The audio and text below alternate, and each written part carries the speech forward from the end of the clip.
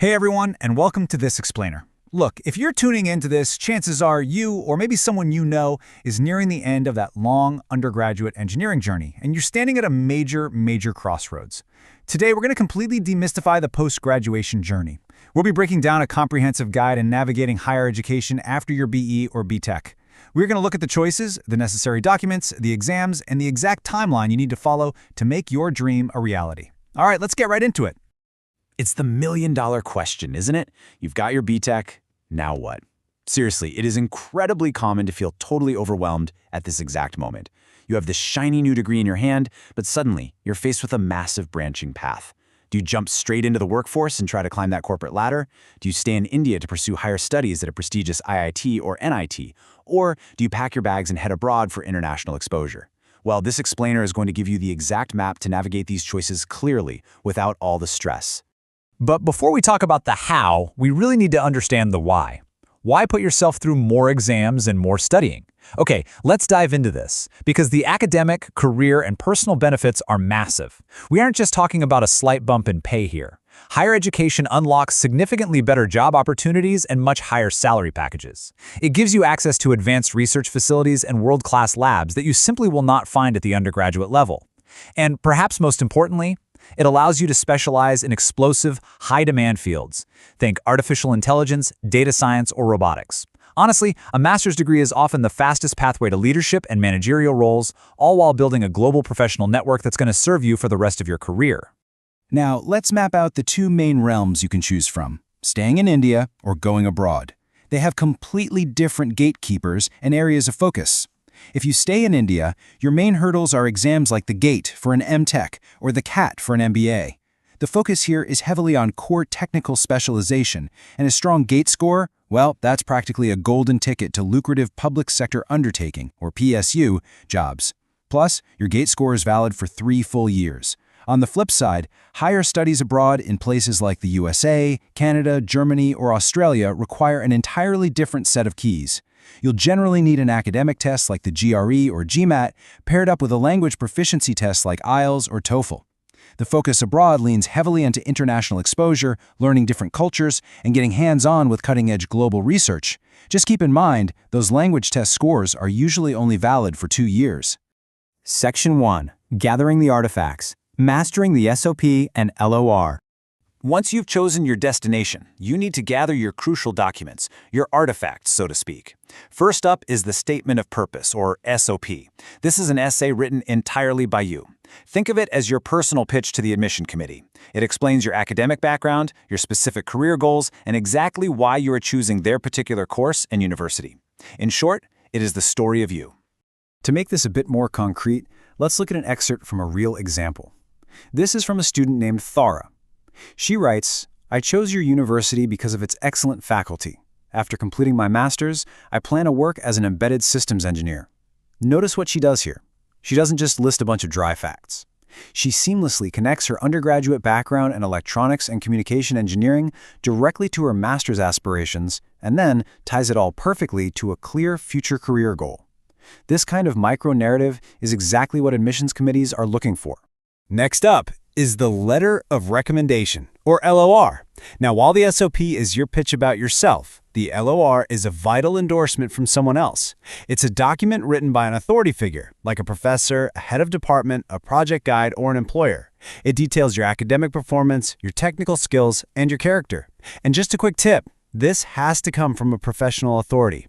Look, no matter how highly they think of your character, you absolutely cannot ask your best friend to write your LOR. Let's look at what a really strong LOR actually sounds like using our student Arun as an example. His professor wrote, "He is sincere, hardworking, and technically strong. I strongly believe he will perform well in your university." But you know, a great LOR goes way beyond just basic praise. In Arun's full letter, his professor specifically highlights his active participation in laboratory work, his excellent problem-solving skills, and his strong communication abilities. The professor uses specific examples to back up the claims, and that is what actually gives the recommendation its weight. So the crucial point is understanding how these two documents work together by doing completely different jobs. The SOP is written by you and is entirely future-focused on your career plans. The LOR, on the other hand, is a past-focused endorsement from an authority figure, highlighting your actual achievements and your qualities. Put them together, and they give the university a complete 360-degree view of exactly who you are as a candidate. Section 2. Conquering the Gatekeepers. Navigating Required Proficiency Tests. Let's decode these gatekeepers. If you're going abroad, language proficiency is almost always step 1. You have the IELTS, TOEFL, or PTE.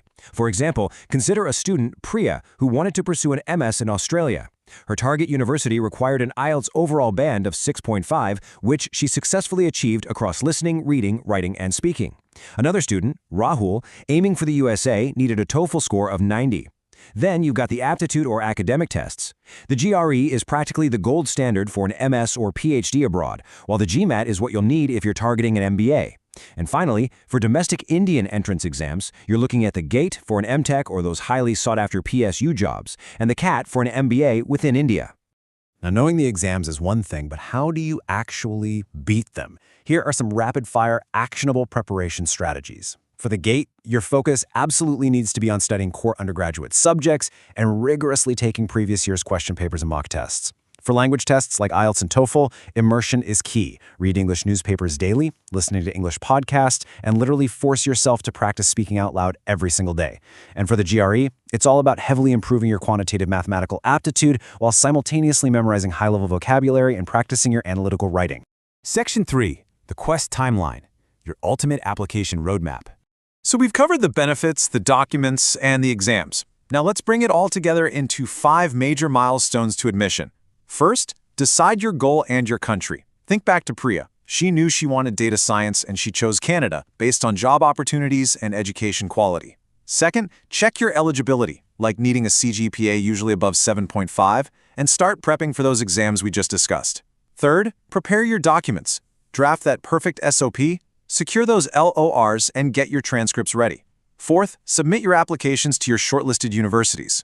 And finally, milestone 5. Once you get that offer letter, immediately move to secure your student visa and arrange your finances through family savings, education loans, or scholarships. And this brilliantly illustrates why timing is absolutely everything.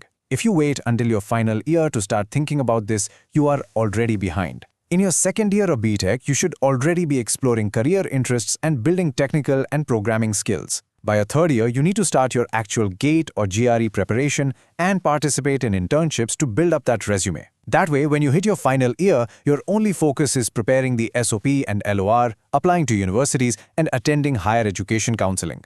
You literally have to start the journey early. Well, here we are at the end of the explainer. We've mapped the realms, gathered the artifacts, and decoded the gatekeepers. You know exactly what it takes to build a standout profile, whether you're aiming for an IIT in India or a cutting-edge AI lab in Canada. Your map is drawn and your tools are ready. So the only question left is the most exciting one of all. Where will your BTech take you next? Start planning today, and I promise you, the global opportunities really are endless. Thanks for watching, and best of luck on your quest.